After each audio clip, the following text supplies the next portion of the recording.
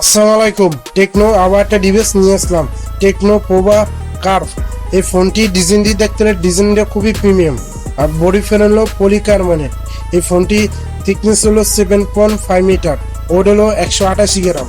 এই ফোনটি খুবই পাতলা, একদিনই ইজিলি ইউজ করতে পারবে। ফোনটির সাথে পেয়ে যাচ্ছেন IP64। এই ফোনটি কোনো ধুলাবালি বা পানি ছিটানো লাগলে কিছু হবে না। এই ফোনটি পড়ছে মানুষ দেখতে গেলে studio speaker, type C port, headphone jack missing আছে।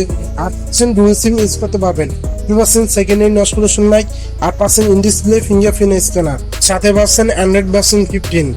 আমার চাই নতুন এসে থেকে অ্যাড্রেস সাবস্ক্রাইব করে যাবেন। এই ফোনটি ডিসপ্লে দিক দেখতে গেলে 6.78 inch curve AMOLED display, 144 Hz refresh rate. এই ফোনটি চিন অ্যান্ড বেজেল দেখতে হলে 15। এই ফোনটি ডিসপ্লে খুবই ভিভিড, খুবই ভাইব্রেন্ট, খুবই পাঞ্চি কালার দিতে পারে। পাশাপাশি পিক ব্রাইটনেস পেয়ে যাচ্ছেন 1300 নিটস, আর সাথে পাচ্ছেন 393 PPA। এই ফোনটি মিডিয়া কনজিউম করার জন্য 5500 mAh ব্যাটারি দিয়ে দিচ্ছে, আর সাথে পাচ্ছেন 45 ওয়াটের চার্জার। এর থেকে টানা 3 দিন ব্যাটারি ব্যাকআপ পাবেন, 35 ওয়াটের দিয়ে চার্জ করতে পারবেন। এই ফোনটি মার্কেট প্রাইস হলো 32,999 টাকা। এই প্রাইসে 128 ভেরিয়েন্ট পেয়ে যাচ্ছে। এই ফোনটি প্রসেসর দিক দেখতে গেলে MediaTek Dimensity 7300 ultra 1 nanometer processor.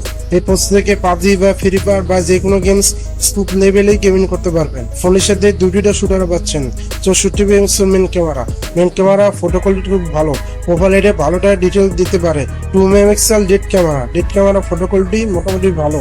Main camera video record করতে পারবেন 4K 30 fps। 13 megapixel selfie camera video record করতে পারবেন 4K 30 fps। আমার ভিডিও ভালো একটা লাইক করে যাবেন।